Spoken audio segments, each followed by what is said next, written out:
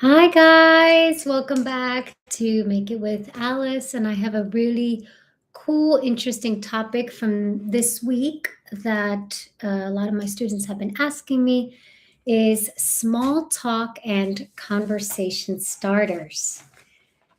Whew, that is a loaded topic in itself. But in this video, for the next 20 to 30 minutes, I'm going to talk about small talk. What is it? What are great topics to discuss in small talk? And then how to start a conversation.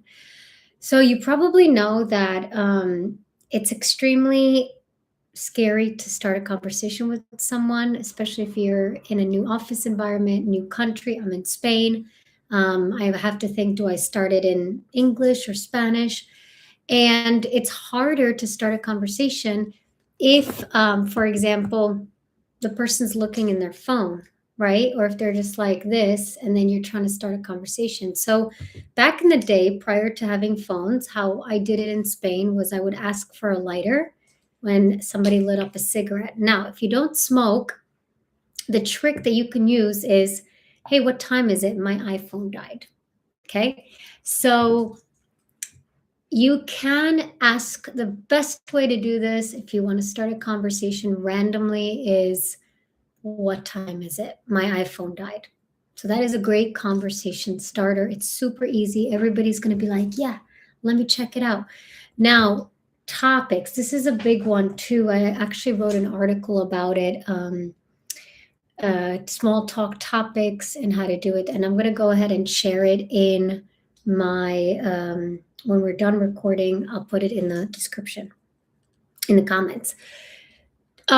If you're traveling to a new country, or you're in a new office environment, or even networking event, social event, the 5 conversation starters that are, or small talk topics that are super easy is, what do you love about this job? What do you love about this country? Number 1. Number 2, where do you eat or hang out? What do you like to do on the weekends? Okay? What's a good restaurant? What do you like to do on the weekends? Number 3 is, what brought you here in the first place? Like, why did you come to Spain? Or when did you start working at the company? Like, why did you decide to be an engineer? Or why did you decide to work here? That's really important because that's like it's just an easy conversation starter, and it's an easy topic. Let's see, we're starting at 11 a.m. Eastern Standard Time. I got one person, but that's going to be more at some point. One is always better than 0. So those are the 3 conversation starters. So the 4th one, this is like where it gets tricky because in America we say, like, what's your favorite sports team? So do you like sports? Do you do yoga? Where do you hang out in the gym?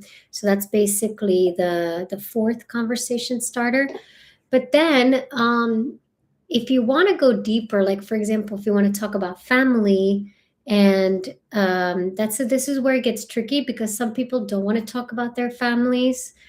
But if you don't talk, if so there is a safe way to talk about your families. For example, my husband, I have my husband here in France. We're in Paris, and my son is 4 years old. And one is where it all begins. Yes. And my husband is in, so I said, in France, and my son, we're here. And then it's like, you don't want to disclose too much information about your husband and your son, but you want to disclose enough to start a conversation. So you can say, we've been here 5 years and my son loves eating croissants. Or you could say, my husband and I really like to enjoy going to cafes on the weekends, or the Eiffel Tower. You don't have to disclose too much, but enough, like 1 or 2 topics that starts a conversation. So the safe zone is, we love croissants. What's your favorite place to go eat in Paris? Or you can say, we just love sightseeing. And that's an easy one because you could say, I've seen the Eiffel Tower. And this is great. And then you can make fun of like the French food and the way that you pronounce croissant versus croissant. And you could have these like little, the cultural nuances could be the conversation starter. I'm going to give a shout out to Far Right Media. Where are you tuning in from? Where are you located? I'm curious. That's another conversation starter. Is like, where are you from? That's a very popular one that I get actually here in Spain. Where are you from? So I usually say Czech Republic or America, depending on which country I'm in. I say sometimes Czech is kind of the safe zone. America is a little bit like, okay, depending who you talk to, where you are, because the politics right now are not looking so great. And I'm doing Trump's hand gestures, but I will not talk about politics on my YouTube channel because I feel like it does not lead to anything inspirational. I'm in Manchester, England. Cool. Well, I have been to England. I lived in London. I don't know Manchester.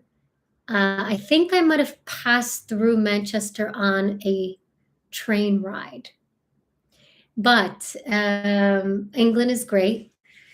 And I was going to ask a political I was going to make a political reference, but I said I am not going to talk about politics. But I was in England when Brexit happened. That's a fact. That's all I'm saying. I left the week that Brexit happened. So very interesting times. And if you could tell us what is a great conversation starter that you use, or that you've seen other people use. Far right media. What do I call you as?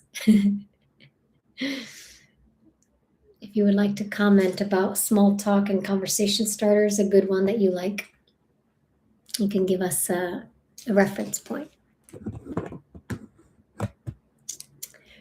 And then I'll give you some of my favorite conversation starters.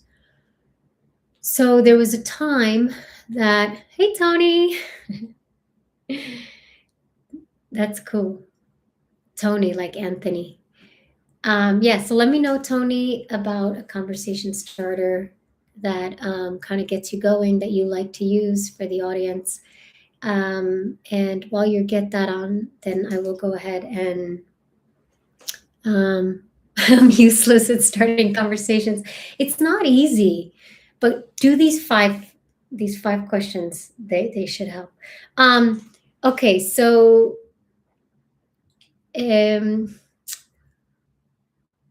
another way to start, I mean, this is funny because like it's all how we think about conversations. If we think that they're awkward, we're going to be awkward if we're going to talk to someone.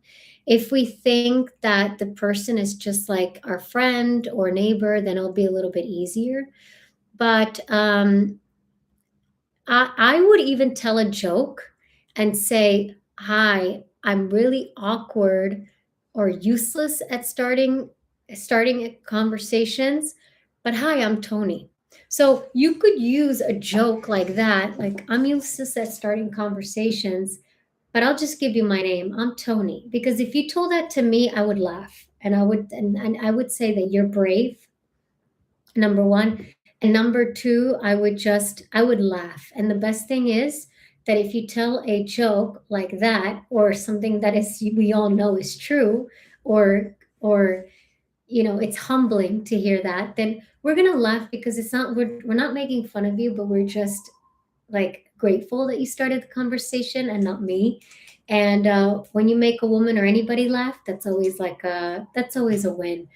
I love laughing. I could tell you one of the best conversation starters that I had was I had well, from women, I had a really good one from Tina Fey, and she's a comedian. And I was in the bathroom. I didn't know who she was.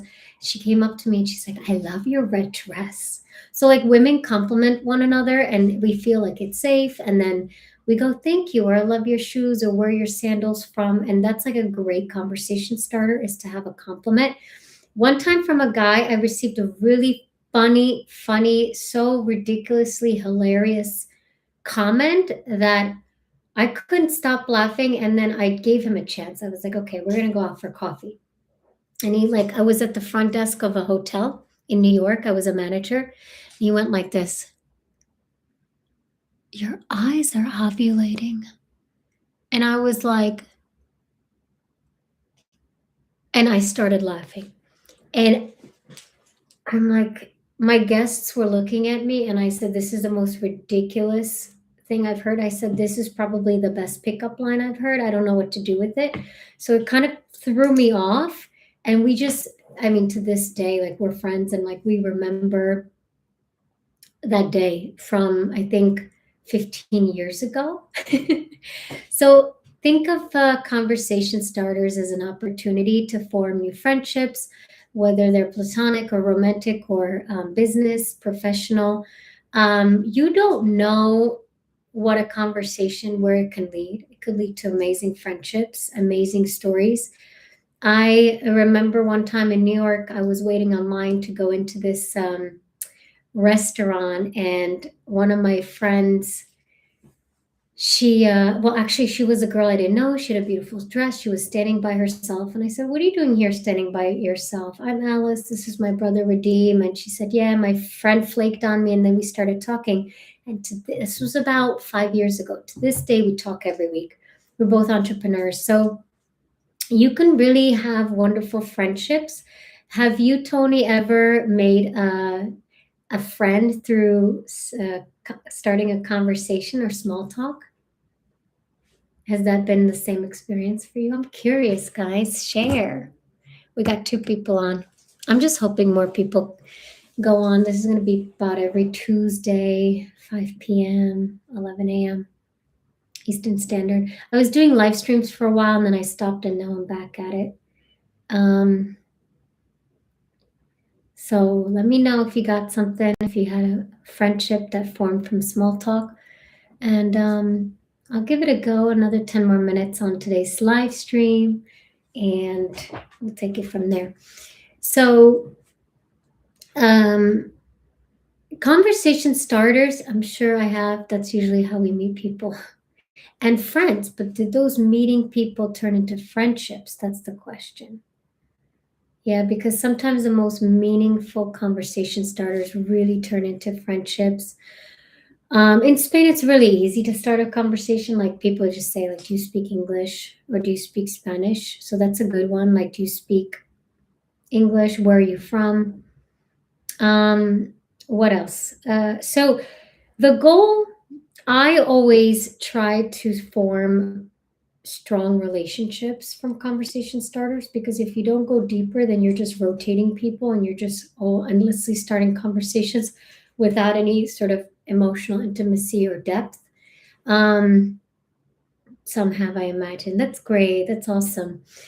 And the what I wanted to say, that conversation starters don't always have to be oral. They don't always have to be by verbatim or a discussion. It could be silent. It could be with your body language. So if you look at someone for a very long time and just smile and nod, you could also, I do a lot of this when I'm teaching. Like sometimes I'm listening and I go, "Thank you so much." And I just go like this, prayers, or extend a handshake, hello. And sometimes a conversation starter could be, "Can I give you a hug?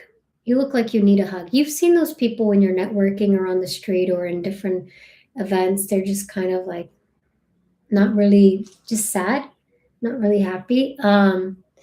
You can say like, can I give you a hug? That's really important. So I've used that a lot. Actually, I'm a big hugger because I just feel like we're already so isolated and we're on social media and we leave voice texts and we text. And then when we meet someone, it's like if we're home all the time and then we meet people, we become, I would say, like overwhelmed. And there's that social anxiety piece. Social anxiety is because you haven't engaged with enough people or people in general, or you haven't gone deeper, you haven't connected emotionally or mentally or psychologically or physically. And I remember being a little girl hugging people. So, like, I know you're not supposed to talk to strangers and hug strangers. And during COVID, you weren't allowed to hug people, but I would still go like this, put on my mask and go like this, like heart to heart, but move my face. Because it's like if we don't converse and if we don't have intimacy at various stages, we don't have to define what intimacy is, but if we don't have that human connection, then like what is the point? um I mean, it becomes really difficult. So communication challenges, a lot of the times we don't have the right tools and we don't think to seek help, we don't think to ask questions, and then it becomes like overwhelming and super challenging. So I,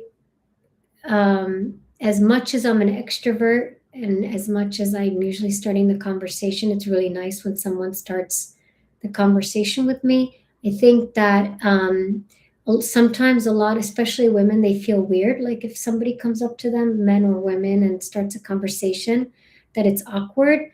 But you have to think about what I think about is like, you're being brave. Thank you for being brave. So I always say, thank you for being brave and having the courage, because that person is struggling too. That person is also feeling weird about starting conversation. So, um, since we have another about 5 minutes or so, usually these live streams are about 30 minutes, but we got two people on here, so we usually keep it to 20 minutes if it's fewer people. But what I would do is I usually have my 5 go-to conversation starters. Those are great. And then you can kind of go from there. Now, remember that you can go as much surface level and as deep as you like. So, surface level is like, where you from? The weather's nice. I like your dog. Great dress. What do you like about the job? And you could go deeper about what I used to do when I was interviewing. I was a journalist in the Middle East. I used to say, what keeps you up at night? What do you think about when you go to bed? What's your favorite food when no one is watching? So you can ask, and when you're starting a conversation, you could ask interesting questions that are not at all threatening and that are just funny. So, hey, Mike. I think I've seen you a long time back, Mike, on my live streams from last year, because I remember Shaw TV. Hey, Mike. Cool. Yeah, it's been a year. Wow. 2 years on YouTube. 2 years. That's cool. I remember you from a while back. I was working while listening. Sorry for being a lurker and not a conversation starter. Um, so a lurk, you're more like a bystander. So it's more like a bystander, or we call it. Okay, so this is a good concept. Long time listeners, sometimes thanks. I remember.